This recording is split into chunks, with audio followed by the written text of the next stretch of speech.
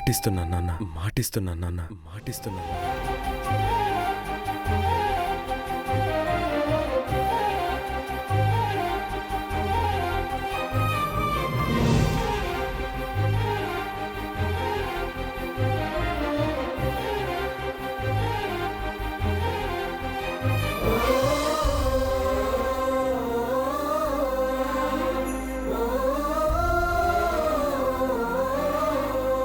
మీరు బాగుండాలి బాబు.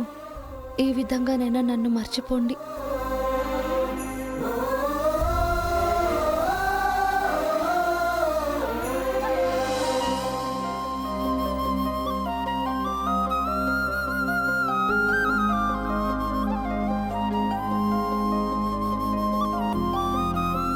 అదేరా, చెప్పే కదా చాలా రోజులకు ఫోన్ చేసావు. ఇంకేంటి సంగతులు?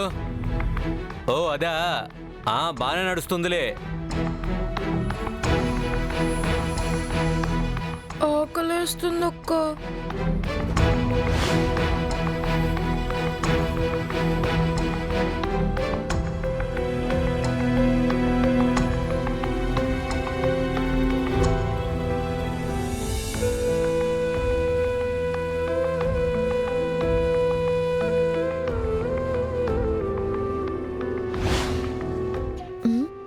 వీళ్ళు ఎక్కడున్నారేంటి? ఏ పిల్లలు, ఏ పిల్లలు, ఆగండి. ఏం చేస్తున్నారు మీరు? ఇటివ్వండి. చిచి, ఇవ్వండి.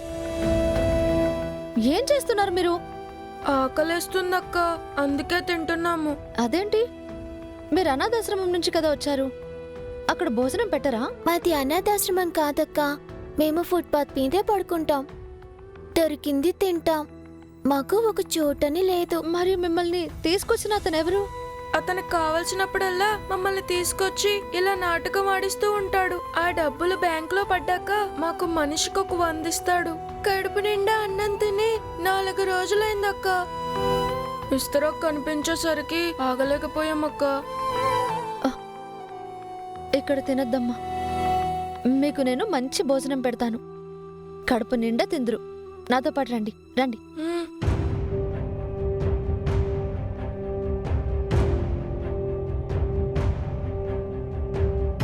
కడుపు నిండా శుభ్రంగా తినండి. అక్క, ఇంకొంచెం పప్పేవా?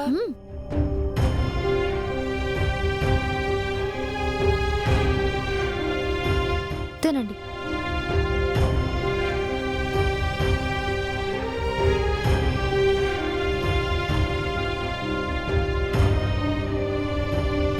నాకు కొంచెం పనుందిరా, నేనొచ్చేలోపు మొత్తం ఖాళీ అయిపోవాలి. సరేనా? తినండి.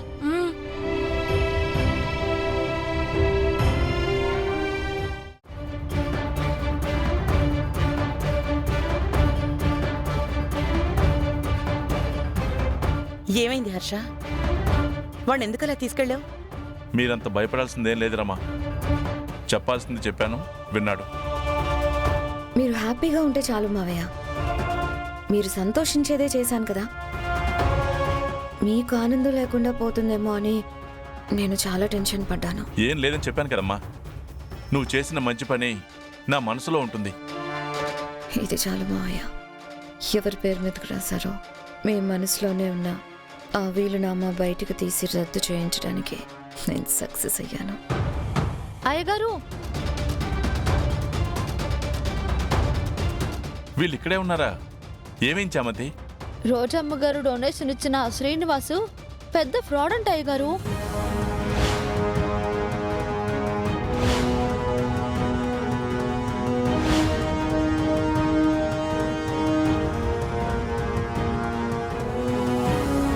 వీళ్ళు అసలు అనాథాశ్రమం నుండి రాలేదంట. ఈ పిల్లలందరూ ఫుట్పాత్ మీద పడుకుంటూ ఉంటారంట. అవునా? అవునండి, మేమంతా రోడ్డు మీదే ఉంటాం.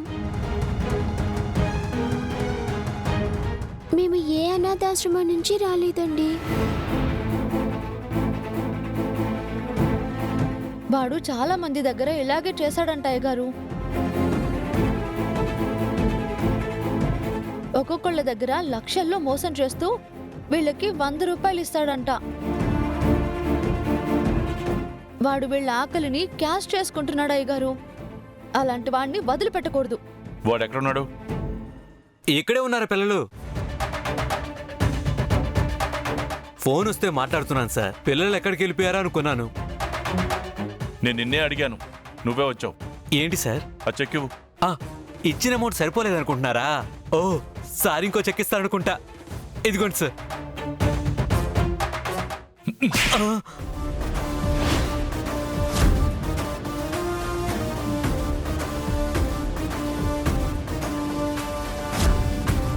కొడతారేంటి సార్? నోర్మై రాస్కల్,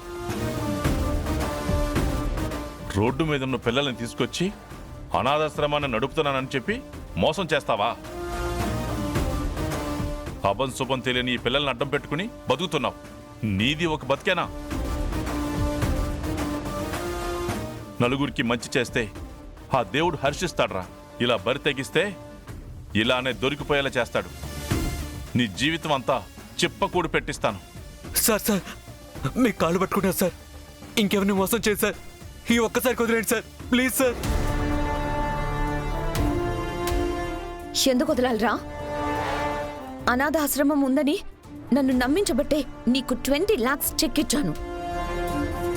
దాన్ని క్యాష్ చేసుకొని ఎక్కడికో చెక్కేయాలని ప్లాన్ చేసుంటావు. కానీ ఇప్పుడు మీ జైలుకి పంపించాలని ప్లాన్ చేశాం.